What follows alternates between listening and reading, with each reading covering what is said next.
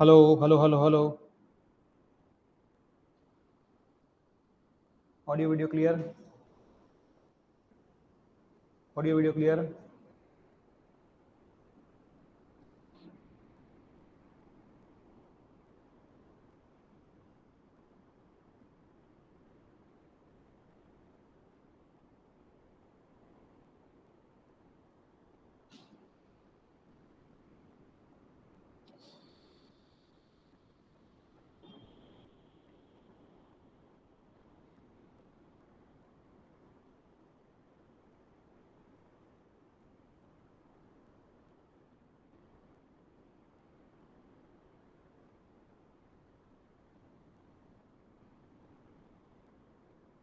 Okay, शुरू किया जाए आज का कार्यक्रम।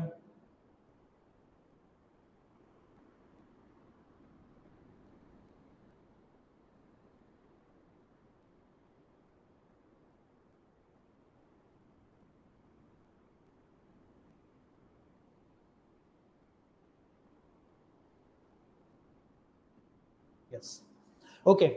तो कल हमने थोड़े बहुत टॉपिक को छोड़े थे, वो टॉपिक आज कवर अप करेंगे हम। चैप्टर नंबर 4, लेक्चर नंबर 4 के अंदर, है ना।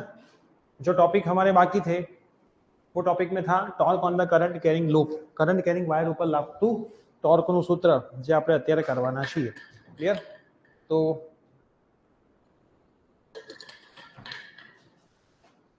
મોસ્ટલી સ્ટુડન્ટ જોઈન્ટ થઈ ગયા છે, અમુક અમુક હજી બાકી છે।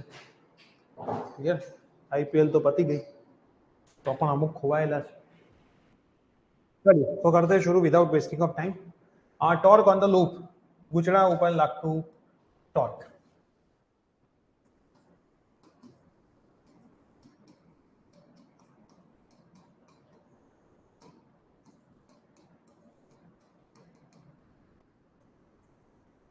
तो आप देख रहे हो कि एक लूप रखा है, ए बी सी डी, है ना। Loop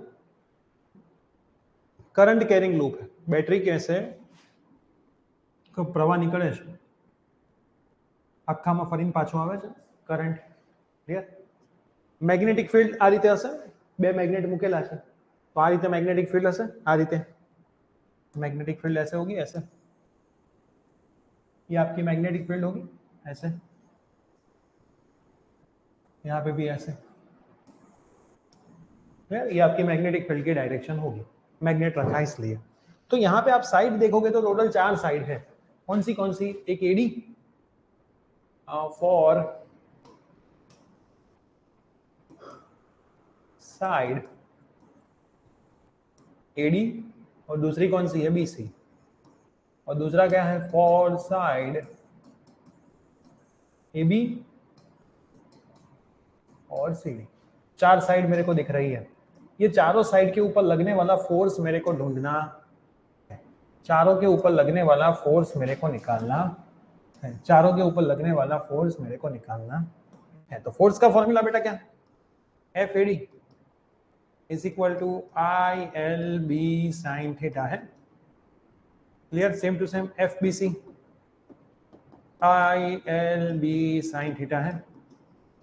same to same F A B I L B sine theta. Same to same F C D I L B sine. तो खेल है थीटा का। एल અને બી વચ્ચેનો એંગલ એટલે થીટા। एल અને બી વચ્ચેનો angle between the L and B is equal to theta. तो एल बेटा एडी के लिए कौन सा है? ये वाला है ना। मैं ड्रॉ करता हूं, ये एल है लेंथ, और बी भी इस तरफ ही है, तो दोनों सेम डायरेक्शन में, तो दोनों के बीच में एंगल 0। तो इसके लिए थीटा क्या होगा बेटा? 0। थीटा क्या होगा? 0। तो ये कितना आएगा? आई एल बी आएगा ना। ये कितना आएगा? I L B sine theta 0। तो आंसर क्या आएगा? 0 आएगा, क्योंकि साइन 0 0 होता है। अब सेम टू सेम इसको देखो, बीसी को, यहाँ पे है लेंथ बीसी की, और मैग्नेटिक फील्ड भी ऐसे ही है। बीसी की लेंथ मैग्नेटिक फील्ड, बीसी की लेंथ मैग्नेटिक फील्ड, बीसी की लेंथ मैग्नेटिक फील्ड। तो दोनों वापस सेम डायरेक्शन में, तो दोनों के बीच में थीटा वापस क्या हो गया? 0। तो बीसी भी खेल खत्म। I L B sine 0, sine 0 0, तो आंसर क्या आएगा? 0 आएगा। अब ए बी और सी डी का देखते हैं, ए बी और सी डी। तो देखो ए बी तो इस तरफ है, लेंथ मैग्नेटिक फील्ड ऐसे, लेंथ इस तरफ मैग्नेटिक फील्ड ऐसे, angle 90 degree. Same to same magnetic field ऐसे, लेंथ ऐसे, मैग्नेटिक फील्ड ऐसे, तो एंगल कितना 90। यहाँ पे भी क्लियर, यहाँ पे भी एंगल कितना 90 क्लियर। तो यहाँ पे क्या आएगा भाई लोग, आई एल बी साइन 90, और साइन 90 बेटा कितना हो जाएगा 1 हो जाएगा, तो इसका आंसर आएगा I L B. Same to same CD में भी यही होगा ना, लेंथ ऐसे मैग्नेटिक फील्ड ऐसे, एंगल 90 डिग्री, तो I L B sine 90 sine 91, तो आंसर कितना आएगा आई एल बी आएगा। तो इतना बेटा सबसे पहले आपको समझ में आना चाहिए कि भाई किसका फोर्स कितना मिलता है, किसका फोर्स कितना मिलता है।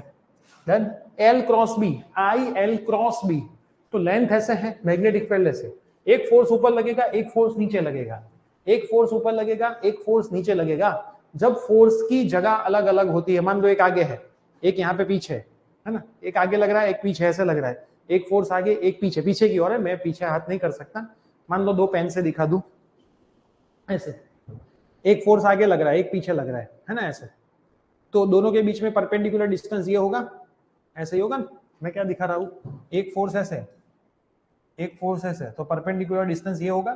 तो अलग अलग जगह पे लगने वाले फोर्स टॉर्क प्रोड्यूस करते हैं, क्या प्रोड्यूस करते हैं, टॉर्क प्रोड्यूस करते हैं। अलग अलग जगह पे लगने वाले फोर्स टॉर्क प्रोड्यूस करते हैं। तो टॉर्क क्या होता है, force into perpendicular distance plus force into perpendicular distance.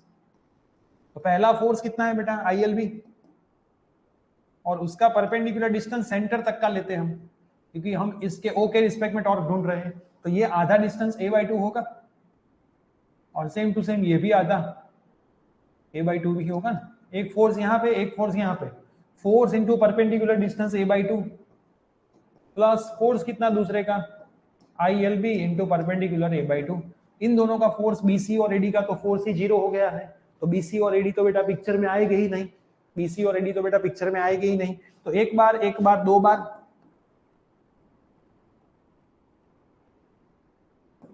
2 से 2 मर जाएगा, होगा ना ऐसा, एक बार 2 बार, पूरा लिख लिया मैंने आई एल बी इंटू a/2, तो ये कितना आ जाएगा आई ए एल बी, होगा ना। अब बेटा ये लेंथ कितनी है, ये लेंथ लेंथ, तो क्या बी की है लेंथ, हमने बी सपोज किया है ना, तो मैं लेंथ की जगह पे क्या लिख दूंगा, here L is equal to कितना है बी है, तो मैं अब क्या कर दूंगा, torque is equal to I A B into B. Area into length, total area होता है ए इंटू बी। देखो ए इंटू बी मतलब टोटल एरिया, तो टॉर्क कितना आएगा आई ए बी। तो ये अपने को क्या मिल गया, फॉर्मूला मिल गया। क्या किया बेटा हमने, इसका 90 डिग्री तो टॉर्क फोर्स मिलेगा, इसका 90 डिग्री बी के साथ फोर्स मिलेगा, इसका बी के साथ सेम डायरेक्शन फोर्स नहीं मिलेगा, इसका भी बी के साथ सेम डायरेक्शन फोर्स नहीं मिलेगा। तो 4 फोर्स मैंने बताए, एंगल का खेल है तो एंगल ध्यान से देख लेने का। अब तो टॉर्क क्या होता है, force into perpendicular distance, torque force into perpendicular distance, दोनों फोर्स मैंने लिख लिए। परपेंडिकुलर डिस्टेंस कितना होगा a/2 और a/2 होगा, क्योंकि एक फोर्स यहाँ पे और दूसरा फोर्स यहाँ पे, तो यही परपेंडिकुलर डिस्टेंस a/2 ही होगा ना, ओ तक का है ना, टॉर्क अबाउट ओ पॉइंट, ठीक। तो आई एल बी फोर्स है, आई एल बी फोर्स है, लेकिन लेंथ कितनी है बेटा, लेंथ अपनी बी है ना, हमारी जो लेंथ यहाँ पे बची वो कितनी है, लेंथ है लंबाई कितनी है बेटा बी नहीं, तो ये આપણે લંબાઈ અહીંયા b છેલ્લે મૂકી દીધી, a અને b લંબાઈ ગુણ્યા પહોળાઈ, લેન્થ ઇનટુ વિડ્થ एरिया होता है, तो मैंने क्या लिख लिया a लिख लिया। तो टॉर्क मेरे को क्या मिला, टॉर्क इज इक्वल टू, मैं अगर वेक्टर फॉर्म में लिखूं तो आई ए क्रॉस बी मिला। अगर नंबर ऑफ टर्न्स n है तो क्या होगा n क्रॉस बी, मतलब टॉर्क का फॉर्मूला कितना आएगा N I A B, cross मतलब साइन थीटा आएगा। तो आपसे याद रखना कि टॉर्क कितना लगता है, N I A B sine theta लगता है, जहां पे theta angle between A and B, A અને બી વચ્ચેનો શું છે ખૂણો, શું છે ખૂણો, क्लियर। दूसरी चीज यहाँ पे ये जो एन आई ए है हियर અહીં ये जो NIA है बेटा उसको बोलते हैं M। क्या बोलते हैं? M। मैग्नेटिक डाइपोल मोमेंट क्या होता है? मैग्नेटिक डाइपोल मोमेंट, चुंबकीय चाक मात्रा શું કહેવાશે? क्लियर? तो मैं वहां पे लिख लूं torque is equal to NIA cross B। तो NIA की जगह पे मैं M लिख लूं तो टॉर्क इज इक्वल टू क्या आ जाएगा? M क्रॉस B आ जाएगा। तो ये दूसरा आपको फॉर्मूला मिला torque is equal to M cross B का। तो टॉर्क क्या आएगा? MB sine theta. क्या आएगा? MB sine theta. क्लियर? तो ये टॉर्क का फॉर्मूला मिल गया MB साइन थीटा, जहां पे M डाइपोल मोमेंट, चुंबकीय चाक मात्रा कैसे फाइंड करोगे? NIA फॉर्मूला से। तो ये भी काम का फॉर्मूला है, ये भी काम का फॉर्मूला है। तो यहां से बात तो बहुत इजी है बेटा, यहां तक पहुंच गए। IAB टॉर्क की जगह पे, तो torque is equal to IAB। AB vector है, टॉर्क वेक्टर है, N मल्टीप्लाई किया। N क्या है बेटा? Number of turns. क्या है? नंबर ऑफ टर्न्स, कुल आटानी संख्या, कुल आटानी संख्या। Clear? NIA cross B, A cross B मतलब AB sin थीटा, जहां पे थीटा क्या है? Angle between A and B। A અને B વચ્ચેનો શું છે? ખૂણો છે। એમાં NIA ને શું કહેવાશે? M। M એટલે ચુંબકીય ચાર્જ માત્રા, મેગ્નેટિક ડાયપોલ મોમેન્ટ। યુનિટ क्या बनेगा बेटा इसका? यूनिट तो नंबर ऑफ टर्न નો તો કોઈ યુનિટ હોય જ નહીં। પ્રવાહનો શું હોય? એમ્પિયર और एरिया क्षेत्रफल मीटर स्क्वायर હોય। तो यूनिट खास याद रखજો, एम्पियर इंटू શું થશે? Meter square. तो torque is equal to NIAB sine theta M cross B। देख लो बेटा, कोई डाउट है तो पूछ लो फटाफट से। बहुत सारे टॉपिक हैं, थोड़ा ध्यान से देखना, डाउट है तो पूछते रहना। बहुत इजी चीजें हैं, ऐसे तो डाउट आना ही नहीं चाहिए, है ना? बहुत मतलब बहुत इजी चीजें हैं।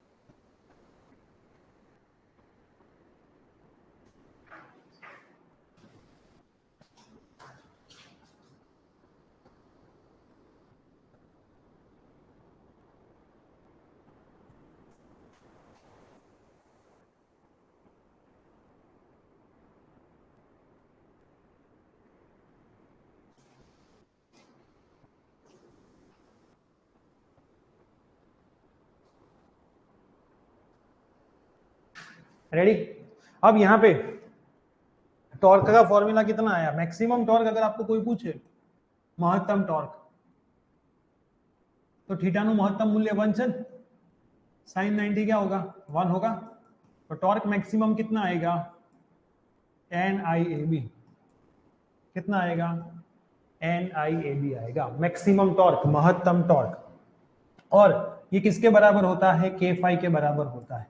गैल्वेनोमीटर की थियरी है, लेकिन गैल्वेनोमीटर पेपर में आता तो फाई कितना होगा?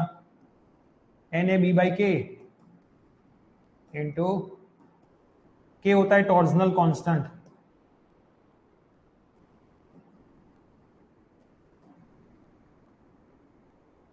है ना? टॉर्जनल अचळांक।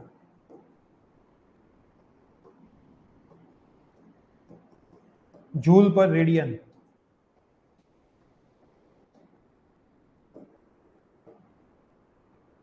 क्लियर? तो ये सारी चीजें आपको टॉर्जनल कांस्टेंट की याद रखनी है। K is equal to tau by five. K क्या होता है बेटा? Tau by five. तो इसको याद रखना है, टाउ बाई थीटा। फाइव बोलो कि थीटा बोलो, उससे फर्क पड़ता नहीं है। ऊपर फाइव लिखा है ना, तो अपने फाइव लिख लेते, थीटा लिखो कि फाइव लिखो, उससे कोई फर्क पड़ता नहीं। अब इसमें से क्या आएगा? खाली एक formula, K5 is equal to NIAB, बस इतना याद रखना ना। K5 इज इक्वल टू क्या याद रखना? NIAB।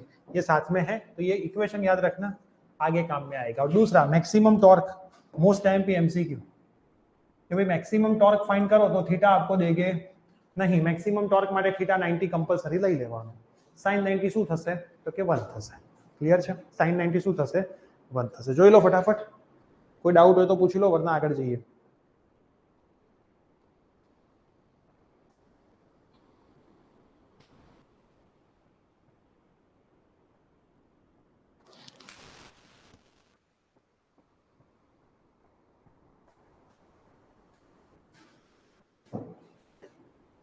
रेडी? अब बेटा आता है current sensitivity end voltage sensitivity. Most important, current sensitivity और दूसरा है वोल्टेज सेंसिटिविटी.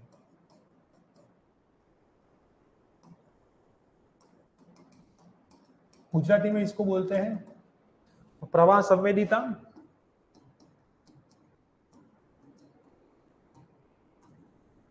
और वोल्टेज संवेदीता.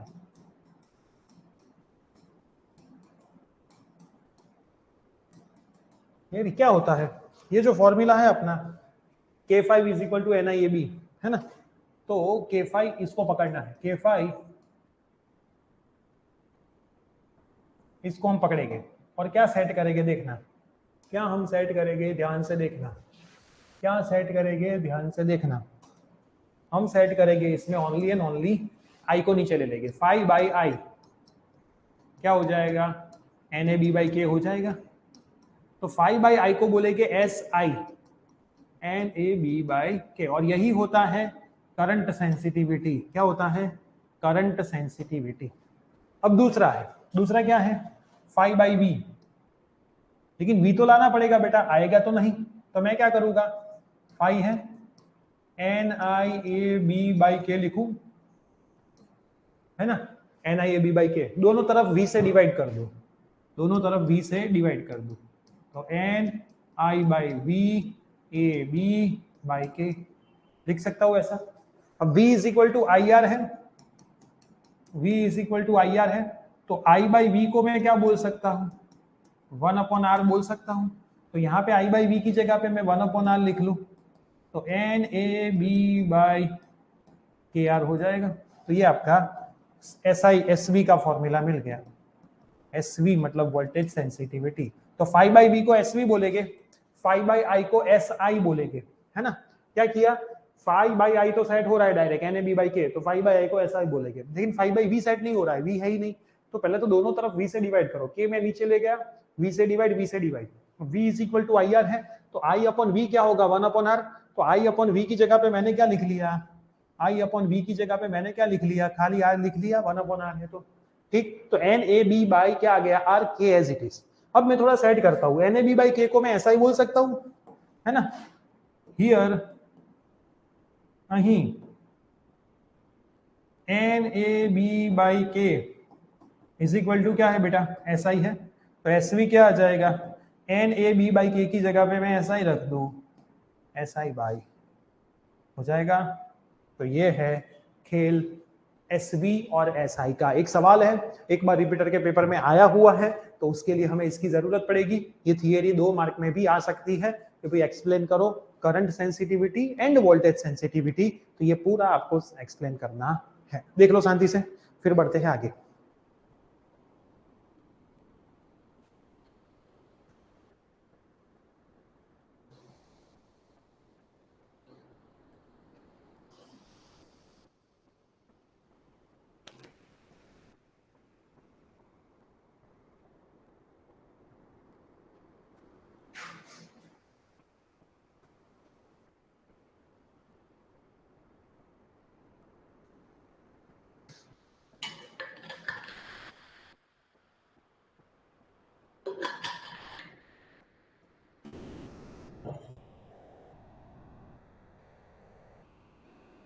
डन है बेटा.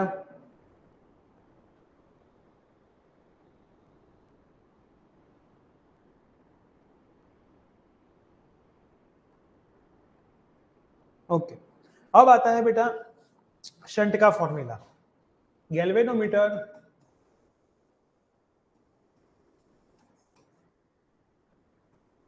टू ए मीटर, है ना, ગેલ્વેનોમીટર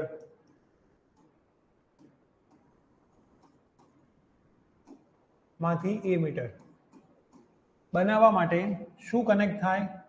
શન્ટ કનેક્ટ. શું કનેક્ટ થશે? શન્ટ. અને shunt always in parallel with galvanometer, है ना, ઓલવેઝ ગેલ્વેનોમીટર ને સમાંતરમાં જોડાશે. ગેલ્વેનોમીટર ને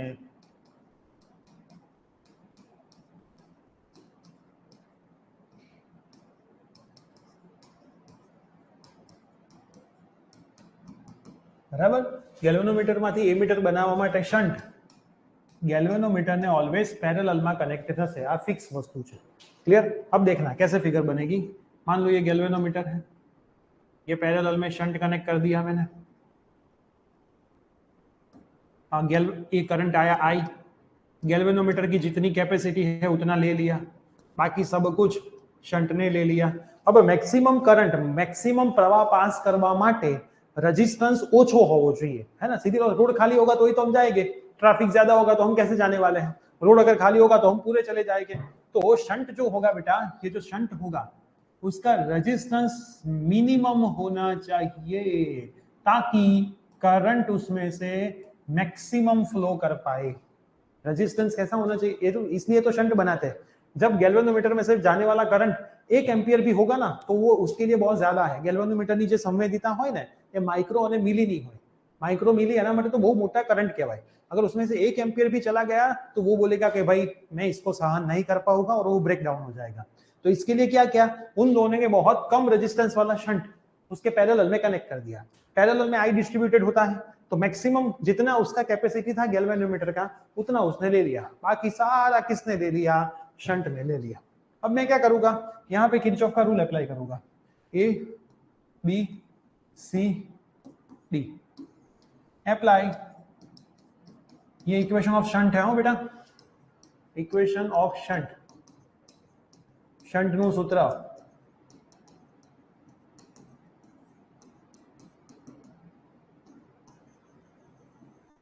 here apply Kirchhoff second law rule. कौन से मार्क पे अप्लाई करेंगे? A B C D. Kirchhoff નો બીજો નિયમ, લૂપ નો નિયમ છે ને, ये आ मार्ग ऊपर अप्लाई करिए तो साथ में जाए तो माइनस, अब में फटाफट जाऊंगा आई जी इंटू जी, फिर सामने आए तो प्लस करेंगे ना, सामने आ रहा है प्लस. चैप्टर नंबर 3 में सब मैंने सिखा दिया है भाई. आई जी इंटू एस, है ना. साथ में जाए तो माइनस, सामने आ रहा है तो प्लस, इज इक्वल टू 0 होगा. दोनों आमने सामने हो गए तो G I G is equal to S I minus I G. Clear? S को बना दो सब्जेक्ट तो जी आई जी अपॉन क्या आएगा?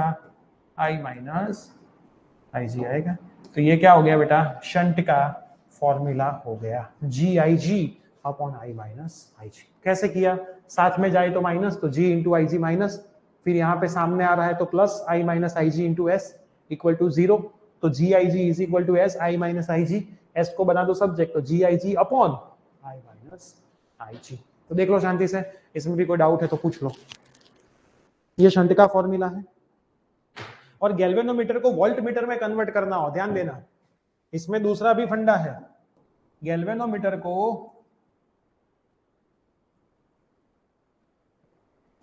2 वोल्ट मीटर, तो एक्सटर्नल रेजिस्टेंस को हम किस में कनेक्ट करते हैं? सीरीज में कनेक्ट करते हैं. किस में कनेक्ट करते हैं? सीरीज में. तो ये अपना गैल्वेनोमीटर और ये अपना दूसरा रेजिस्टेंस. अब ये करंट जाएगा I, तो V is equal to I into R equivalent formula होता है ना, आर इक्विवेलेंट. तो I G प्लस क्या हो जाएगा? R हो जाएगा. तो ये रेजिस्टेंस हम, और ये R क्या होना चाहिए? ज्यादा होना चाहिए. कैसा होना चाहिए? मैक्सिमम होना चाहिए. क्लियर? तो गैल्वेनोमीटर का वोल्ट मीटर के लिए हम यूज करते हैं तो जो रेजिस्टेंस होता है वो सीरीज में कनेक्ट होता है. सीरीज मतलब बेटा શું થાય? શ્રેણીમાં જોડાય, શ્રેણીમાં. क्लियर? और जब हम उसका एमीटर के तरीके यूज करते हैं तो शंट कनेक्ट होता है. शंट भी एक एक्सटर्नल रेजिस्टेंस ही है, एक વધારાનો બાહ્ય અવરોધ જ છે, પણ એને શેમાં કનેક્ટ કરવાનો? પેરેલલમાં. શેમાં? સમાંતરમાં. શન્ટનો રેઝિસ્ટન્સ નાનામાં નાનો હોવો જોઈએ જેથી એમાં મેક્સિમમ કરંટ જાય, આનો રેઝિસ્ટન્સ મેક્સિમમ હોવો જોઈએ જેથી વોલ્ટેજ તમને વધારે મળે, અને વોલ્ટેજ વધારે લાવવા માટે આ જ વસ્તુ કરવામાં આવે છે. હવે શન્ટનો રેઝિસ્ટન્સ મિનિમમ કરવા માટે એનો વાયર કેવો હોવો જોઈએ આ સવાલ આવે છે. તો લાંબો અને પાતળો. લાંબો એટલે લોંગ અને પાતળો એટલે થીન. ઇંગ્લિશમાં લાંબો વાયર હોય તો રેઝિસ્ટન્સ ઓછો થાય ને, પાતળો હોવો જોઈએ. હા, રેઝિસ્ટન્સ મિનિમમ કરવાનો છે. સોરી, જાડો. ટૂંકો અને મેં આખું ઊંધું કીધું ભાઈ, sorry, my mistake. Clear? R is equal to row L upon A equation છે ને, તો એલ ઓછું હશે તો રેઝિસ્ટન્સ ઓછો, એરિયા વધારે હશે તો રેઝિસ્ટન્સ ઓછો. તો ટૂંકો હોય એટલે લેન્થ ઓછી હોય, અને જાડો તો શોર્ટ, અને જાડો એટલે થીક. જાડો હશે તો રેઝિસ્ટન્સ ઓછો હોય ને, આપણે આ વસ્તુ શીખેલા છે. R is equal to row L upon A, length ઓછી રેઝિસ્ટન્સ ઓછો, એરિયા વધારે રેઝિસ્ટન્સ ઓછો, એરિયા એટલે ક્ષેત્રફળ વધારે રેઝિસ્ટન્સ ઓછો, લંબાઈ ટૂંકી તો રેઝિસ્ટન્સ ઓછો. તો ટૂંકો અને જાડો, ટૂંકો હોય એટલે લંબાઈ ઓછી, જાડો હોય એટલે ક્ષેત્રફળ મોટું. ટૂંકો ઇંગ્લિશમાં શોર્ટ, જાડો એટલે થીક. क्लियर? तो याद रखना, एक बार एमसीक्यू में भी आ चुका है. क्लियर? वायर એટલે તાર, वायर એટલે શું? तार. क्लियर? देख लो, अब यहाँ पे ये सब चीजें खत्म होती है, थियरी सारी.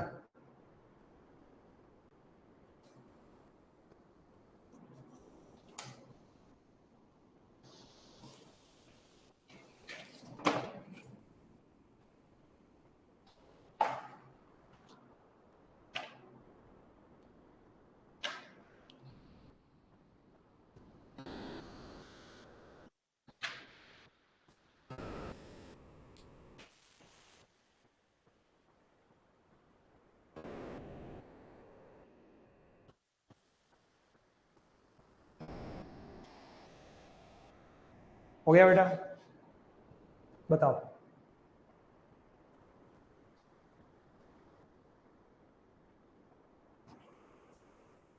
देन अब ओपन करो इलास्ट्रेशन नंबर 11, अपना बाकी था.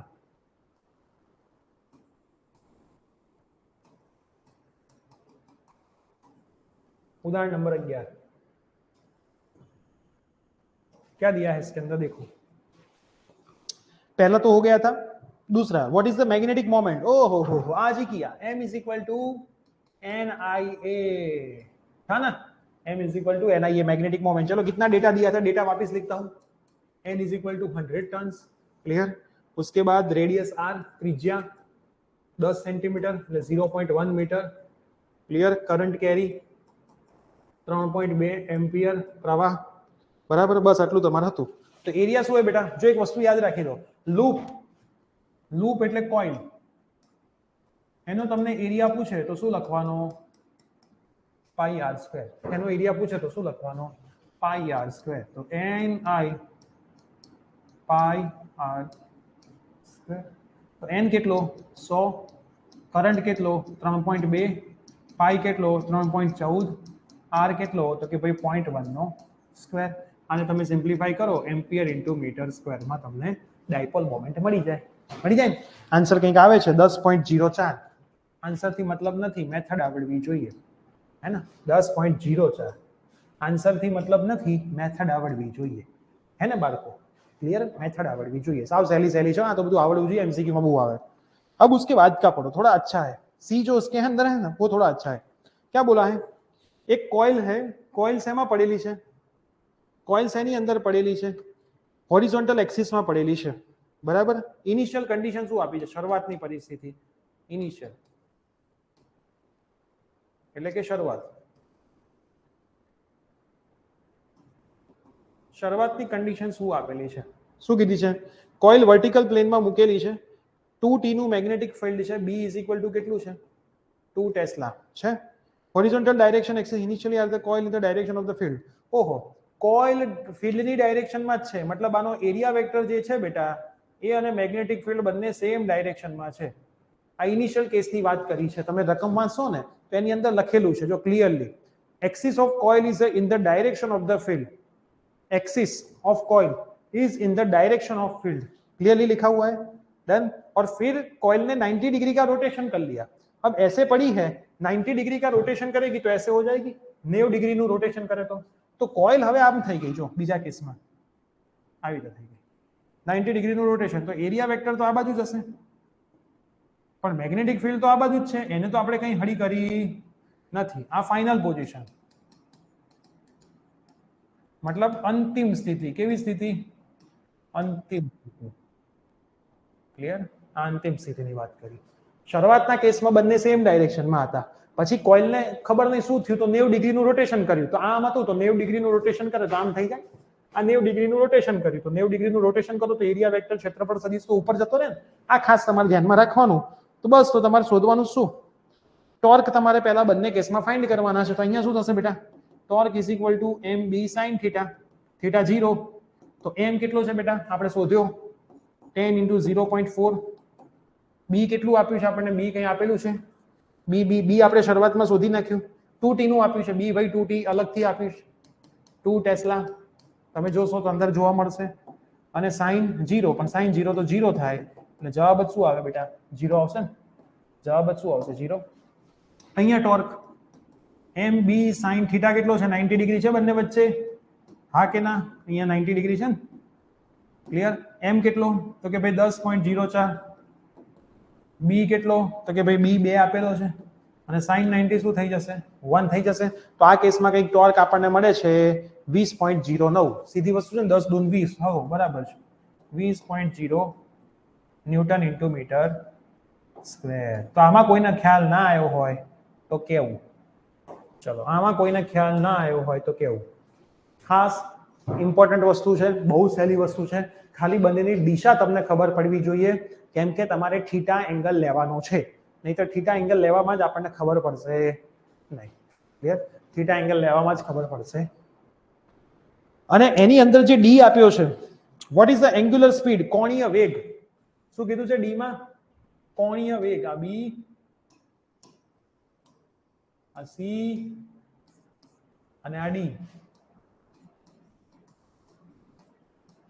એંગ્યુલર વેલોસિટી મતલબ કોણીય વેગ। તમને શું પૂછ્યું છે? કોણીય વેગ। કોણીય વેગ એટલે થાય omega. Clear? Rotated by 90 degree. Moment of inertia, જડત્વની ચાક માત્રા આઈ કેટલી આપી છે? 0.1 kg મીટર સ્ક્વેર। તો બેટા આનું ફોર્મ્યુલા તમારે યાદ રાખવાનું છે। ઓમેગા 2 શું થાય? 2 mb બાય i થાય। શું થાય? 2 mb બાય i। તો વેલ્યુ નાખી દો આની અંદર। 2 તો 2 જ છે। m કેટલું આવ્યું હતું ભાઈ? 10.04। આ ફોર્મ્યુલા યાદ રાખવું પડશે। બી 2 ટેસ્લા હતું, આઈ તમને આપેલું છે, આને તમે સોલ્વ કરશો એટલે તમને ઓમેગા પણ મળી જશે। 20.04 મળે છે। 20.0 યુનિટ શું થશે? ઓમેગાનો રેડિયન પર સેકન્ડ। જેમ મીટર પર સેકન્ડ હતો એમ સેમ ટુ સેમ ઓમેગા ગોળ ગોળ ફરતા હોય એટલે વેલોસિટીની જગ્યાએ, વેગની જગ્યાએ કોણીય વેગ આવે, ઓમેગા આવે। ઓમેગા એટલે થીટા અપોન ટાઈમ, તો રેડિયન પર સેકન્ડ। વેલોસિટી એટલે ઝડપ બરાબર અંતર ભાગ્યા સમય, એટલે મીટર પર સેકન્ડ। ખાસ ધ્યાનમાં રાખજો, કેમ કે 11મા ની અંદર તમે આપણું રોટેશનલ મોશન, હે ને, ચાક ગતિ વાળું ચેપ્ટર સરખું કર્યું નથી, એટલે તમને ક્યાંક ક્યાંક પ્રોબ્લેમ આવી શકે છે। આ ફોર્મ્યુલા તમારે સરસ રીતે લર્ન કરવાનો છે। આનું પ્રૂવ કરીને બતાવવાની જરૂર નથી। પ્રૂવ કરી, કેમ કે 4 માર્કમાં સવાલ આવે, 4 વસ્તુઓ છે, દરેકનો 1 માર્ક, તો આને પ્રૂવ કરવા જવાની તમારે કોઈ જરૂર નથી। જોઈ લો, કોઈ તકલીફ હોય તો પૂછી લો। પહેલો સેક્શન આપણે પહેલા કરી દીધેલો છે, તો આપણા બધા જ ઉદાહરણો અહીંયા પૂરા થાય છે। હવે આપણે સ્વાધ્યાયના દાખલા તરફ પ્રયાણ કરીશું।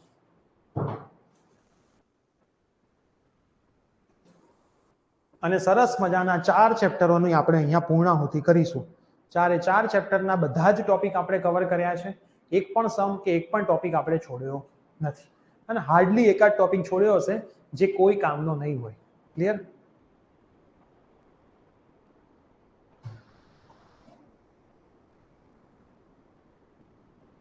રેડી?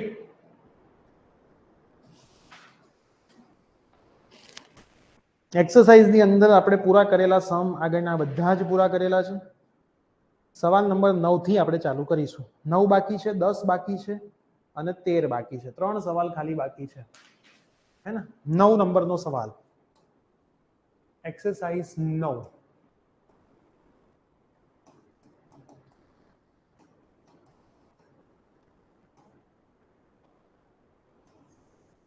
સ્વાધ્યાયનો 9 નંબરનો સવાલ શાંતિથી જુઓ એક સ્ક્વેર કોઇલ છે જો બે રીતની કોઇલ હોય એક ગોળ ગૂંચડું હોય છે લૂપ બરાબર અને એક સ્ક્વેર સ્ક્વેર એટલે ચોરસ તો ચોરસ હશે તો એરિયા શું લેવાનો અહીંયા જ ક્યાંક લખી દઉં સ્ક્વેર હોય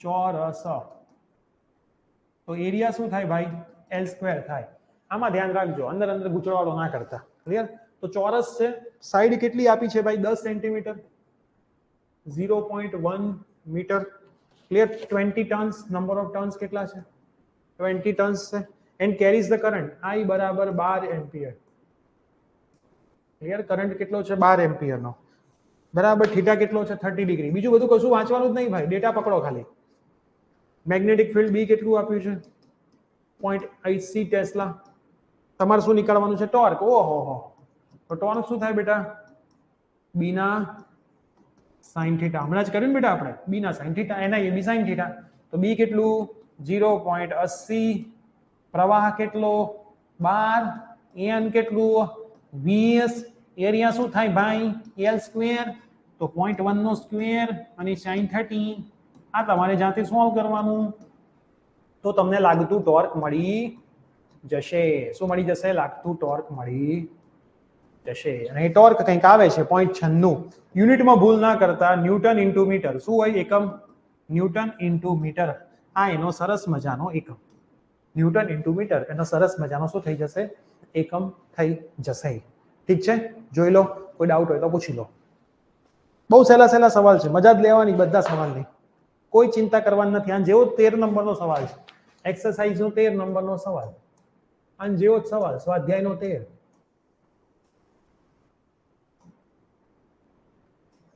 શું છે સવાલમાં વાંચો શું કીધું છે બધી કથા આપી છે ખાલી સર્ક્યુલર કોઇલ આપી છે સ્ક્વેર ની જગ્યાએ સર્ક્યુલર કોઇલ થઈ ગઈ કોઇલ કેવી થઈ ગઈ બેટા સર્ક્યુલર સર્ક્યુલર એટલે ગોળ એટલે તમને ત્રિજ્યા આપશે ત્રિજ્યા આપે એટલે પાઈ આર સ્ક્વેર તો આમાં તમને શું આપી છે 30 ટર્ન્સ છે તો n કેટલા છે 30 ક્લિયર રેડિયસ કેટલી છે 8 સેન્ટીમીટર એટલે 0.08 મીટર થઈ જાય પ્રવાહ કેટલો I તો કે 6 એમ્પિયર રેડી મેગ્નેટિક ફિલ્ડ કેટલું ચુંબકીય ક્ષેત્ર તો કે 1 ટેસ્લા બરાબર એંગલ કેટલો 60 ડિગ્રીનો ખબર નહીં એકને એક જેવા બે બે સવાલો શું કરવા પૂછતા હશે આ બાજુમાં સેમ તો સવાલ છે તો ટોર્ક શું થાય ભાઈ બી ના sin થીટા થાય તો બી બેટા કેટલો 1 I કેટલો તો કે 6 n કેટલો તો કે 30 ક્ષેત્રફળ શું થાય ભાઈ પાઈ આર સ્ક્વેર એરિયા તો 3.14 ઇન્ટુ રેડિયસ 0.08 નો स्क्वायर અને sin थीटा કેટલો sin थीटा 60 डिग्री इसको सॉल्व करोगे तो न्यूटन इंटू मीटर में वापस आंसर मिल जाएगा 3.132 भाई कैलकुलेटर में जवाब लावજો હો ભાઈ અત્યારે હું કેલ્ક્યુલેટર માં એટલે જવાબ નહીં લાવતો કે તમે નવા નવા જવાબ લઈને બીજાનો ટાઈમ વેસ્ટ કરો અને વિડિયોની લેન્થ ખોટે ખોટી લાંબી થાય જેથી આવનારા છોકરાઓને એટલો કંટાળો આવે વિડિયો જોવામાં કે સાહેબ આ તો એક એક વિડિયોના જવાબમાં તમે 3 મિનિટ બગાડીશ છોકરાઓ ખોટા જવાબ લખતા હતા ચેટમાં है ना એટલા માટે હું જવાબમાં બહુ ટાઈમ વેસ્ટ કરતો નથી ઠીક હવે એનો બી સેક્શન જોવો બહુ સરસ પૂછ્યો છે કે ભાઈ તમારો આન્સર શું બદલાય જો તમે ગોળ કોઇલ સર્ક્યુલર કોઇલની જગ્યાએ પ્લેનર કોઇલ વાપરો બરાબર પણ એરિયા તો સેમ જ હોય હે ના તો તમે શું પૂછ્યું આપણે કે ભાઈ તમે શેપ ચેન્જ કરો શેપ એટલે આકાર ચેન્જ એટલે આકારને તમે શું કરશો બદલશો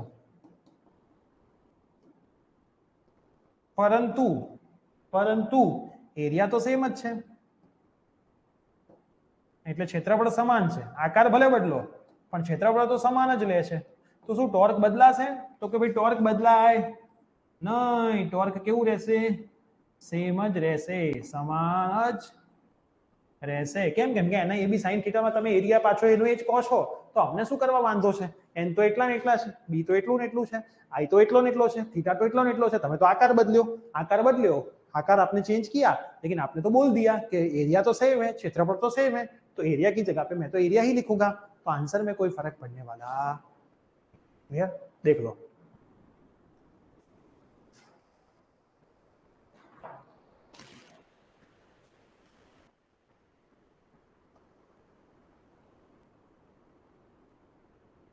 एरिया की जगह पे कोई फर्क पड़ने वाला नहीं है।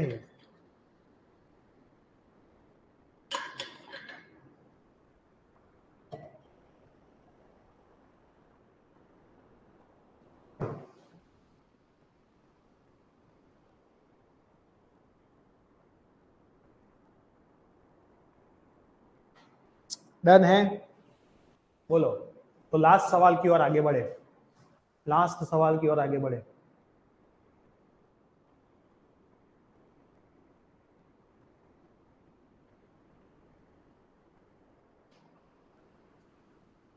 एक्सरसाइज का सवाल नंबर 10।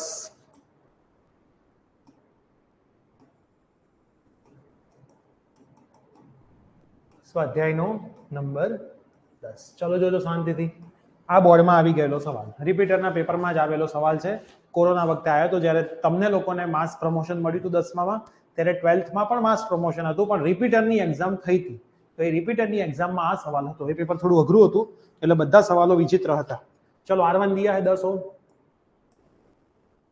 R2 भी दिया है 14 ओम, N1 दिया है 30, N2 दिया है 42, A1 दिया है 3.6 into 10 to the power -3 metre square, A2 कितना दिया है 1.8 into 10 to the power 3 metre square, B1 दिया है 0.25 टेस्ला, और B2 आपको कुछ दिया है 0.25 टेस्ला, है ना। यह सब आपको दिया हुआ। करंट सेंसिटिविटी और वोल्टेज सेंसिटिविटी फाइंड करवानी है। चलो करंट सेंसिटिविटी है ना, प्रवाह संवेदीता क्या गई भाई, आ रही SI, NAB/K है फॉर्मूला, है ना। तो SI NAB/K आपको बेटा लिखने का हो यहाँ पे, करंट सेंसिटिविटी प्रवाह संवेदीता बराबर, सीधू सूत्र छापवा नहीं मंडवाना, क्लियर। दोनों का रेशियो निकालना है ना। Current you have to determine the ratio, yes તમારે તો બંનેનો રેશિયો શોધવાનો છે। તો ચલો રેશિયો શોધીએ, SI2 upon SI1। Spring constant બંનેના સેમ કીધા છે, સ્પ્રિંગ અચળાંક કે બંને માટે કેવા કીધા છે, સેમ। सेम मतलब समान, क्लियर। चलो SI2 क्या होगा, N2 A2 B2 होगा ना, और 1 क्या होगा N1 A1 B1।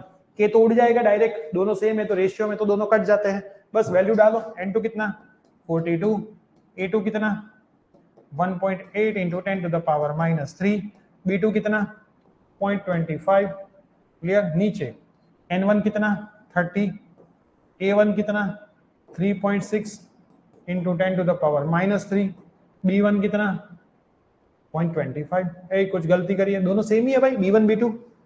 अरे रे, आई थिंक कोई गलती हो सकती है, चेक करो तो। 0.5 होगा B2 0.5 होगा, ये गलत लिखा हुआ है बुक में भाई, जेरॉक्स में गलत है, देख लेना। B2 0.5 गलत लिखा है, 0.5 होगा यहाँ पे, और ये कितना होगा 0.25, क्लियर। एक गलती है भाई आपके जेरॉक्स में, चेंज कर लेना, है ना। क्या किया, बस डेटा डालना है बेटा, कुछ करना ही नहीं है। ये फॉर्मूला तो आपको पता ही है SI का, NAB/K है, मैंने आगे लिखवा दिया। N2 A2 B2, N1 A1 B1। K कहाँ गया, रेशियो में गुणोत्तर में समान वैल्यू उड़ी जाए એટલે ઉડી ગઈ। તો N2 કેટલું 42, A2 કેટલું લખી નાખ્યું, B2 કેટલું એ લખી નાખ્યું, N1 કેટલું એ લખી નાખ્યું 30, A1 કેટલું એ લખી નાખ્યું, અને B1 કેટલું એ લખી નાખ્યું।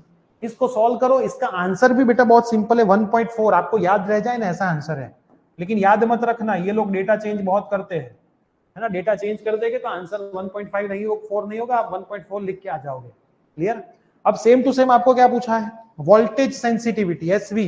चलो SV का फॉर्मूला क्या था, ये था SI/R, यही मैं यूज करूंगा। इतना लंबा कौन करे, तो SV is equal to SI/R। SV is equal to SI/R। तो SV2 રેશિયો જોઈએ ને બેટા આપણે, અપોન SV1, તો શું થશે અહીંયા SI2 upon R2, SI1 upon R1 ઉપર જતો રહે ને, નીચેનો નીચો, છેદનો છેદ અંશમાં જાય, डिनोमिनेटर डिनोमिनेटर न्यूमरेटर में जाए, तो नीचे होगा ना, एक्चुअल में ऐसा होगा SI2 R1 R2 upon SI1 R1, तो ये R1 ऊपर जाएगा, SI1 नीचे पड़ा रहेगा, R2 नीचे रहेगा, क्लियर। तो इसलिए मैंने इसको ऊपर भेजा। अब SI2 कितना है, SI2 अपन SI1 तो अपने को पता है, मैं साथ में ले लूं SI2 SI1 into R1 R2, तो SI2 अपन SI1 कितना है बेटा 1.4, क्लियर। R1 अपॉन R2 कितना है, तो R1 दिया हुआ है कुछ 10, R2 दिया हुआ है 14, क्लियर। तो ये क्या होगा बेटा 14 अपॉन 10 इंटू 10 अपॉन 14, तो दोनों कटेंगे तो आंसर कितना आएगा 1 आएगा। तो ये आपको दूसरा भी आंसर मिल गया। चेक कर लो, कोई डाउट है तो पूछ लो, है ना। इसके आगे लिखेंगे करंट सेंसिटिविटी,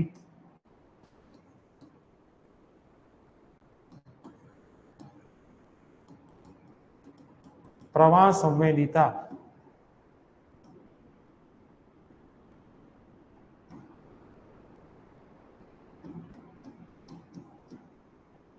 यहां पे क्या लिखेंगे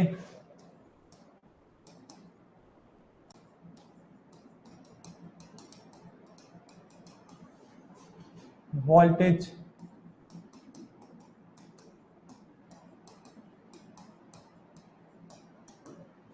क्लियर है, बोलो। तो यहां पे ये चैप्टर फाइनली बेटा पूरा होता है, फाइनली ये चैप्टर का सुपड़ा साफ होता है। तो बेटा चैप्टर नंबर 4 के अंदर आज हमने जो चीजें की उसमें सबसे पहला टॉर्क ऑन लूप, इंपॉर्टेंट सवाल है लेकिन पेपर में एक बार ही अभी तक आया है। उसके बाद हमने क्या किया, ये टॉर्जनल कांस्टेंट एमसीक्यू में आ चुका है। करंट सेंसिटिविटी, वोल्टेज सेंसिटिविटी में से सवाल नहीं आया है लेकिन एमसीक्यू में कभी ना कभी आता रहता है। शंट का इक्वेशन खास ध्यान में रखना, यहाँ से कहीं से एमसीक्यू आ सकते हैं। उसके बाद एग्जाम्पल किए जो बाकी थे, टॉर्क के जितने भी थे, सेंसिटिविटी के जितने भी थे, वो सारे ठीक बेटा। तो इतना ही पोर्शन बाकी बचा था। मैंने कल भी आपको बोला था इस चैप्टर का पहला और दूसरा लेक्चर ही मोस्ट आईएमपी लेक्चर था, मोस्ट प्रोबेबली सवाल वहां से ही आ जाने के चांसेस है। ये पीछे के जो 2 पोर्शन थे उसमें से आ सकते हैं, ऐसा नहीं कि नहीं आ सकते, लेकिन चांसेस कम है। लेकिन करना तो आपको सब कुछ है ना। तो 4 लेक्चर के अंदर हमने ये चैप्टर पूरा किया है। कल से हमारा जो चैप्टर शुरू होगा वो चैप्टर नंबर 5 होने वाला है। आज टेस्ट पेपर मैंने ऑलरेडी दिया हुआ है, चैप्टर 3 का ग्रुप में आ गया है, आपके पेरेंट्स ने आपको भेज दिया होगा, आपने लिख लिया होगा। सर्किट वाले सवाल बेटा अच्छे से करना, है ना। सर्किट वाले सवाल बहुत इंपॉर्टेंट है, आपको आने चाहिए। नहीं आते हैं तो 10 बार लिखो, 15 बार लिखो। सर्किट में से एक 4 मार्क का सवाल आने के चांसेस 99% है, तो वो 4 मार्क आपको सीधे मिलेंगे। अब यहाँ से हम चैप्टर नंबर 5 की ओर आगे बढ़ेंगे और उसके बाद चैप्टर नंबर 8 की ओर आगे बढ़ेंगे। ये दोनों चैप्टर ऐसे छोटे होंगे जो 2-2 दिन में, 3-3 दिन में मैक्सिमम खत्म हो जाएंगे। तो चैप्टर नंबर 5 और चैप्टर नंबर 8 जल्द से खत्म होगा। फिर ये पार्ट में 2 ही चैप्टर बाकी बचेंगे, 6 और 7, जिसमें से 7 नंबर का चैप्टर हम लास्ट में टच करेंगे, पहले 6 करेंगे और फिर पार्ट 2 में स्विच ओवर हो जाएगी। ठीक है, कोई क्वेश्चन, कोई डाउट, कोई क्वेश्चन, कोई डाउट? मैं देख रहा हूँ आपके सभी सब्जेक्ट्स बहुत अच्छे से चल रहे हैं, यहाँ से रेगुलर सेशन हो रहे हैं, सब कुछ टाइम टू टाइम जा रहा है, प्रॉपर प्लानिंग के अकॉर्डिंग जा रहा है। खाली एक नहीं जा रहा है तो बहुत सारे स्टूडेंट की मेहनत, है ना। पूरे दिन आप घर पे बैठे हो, आने जाने का टाइम बच रहा है, खाली आपको 1 घंटा वीडियो देखना होता है, 2 सब्जेक्ट वाले को 2 घंटा, आपको पूरे 22 आवर्स फ्री मिलते हैं जिसमें आपको बस पढ़ाई करनी होती है।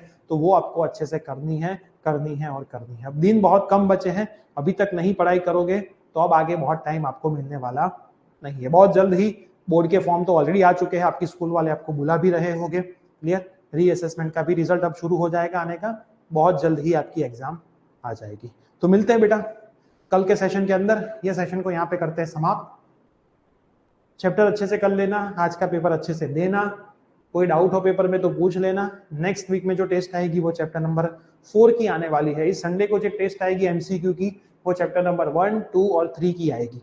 एमसीक्यू की टेस्ट में हम सभी चैप्टर्स को कंसीडर करेंगे, बोर्ड की टेस्ट में हम जो चैप्टर चल रहा होगा उसको कंसीडर करेंगे, क्लियर। तो पढ़ाई अच्छे से करते रहना। संडे को आपकी एमसीक्यू टेस्ट भी है तो एमसीक्यू टेस्ट की तैयारी भी करते रहना। मिलते हैं कल के सेशन के अंदर। Till then bye, take care.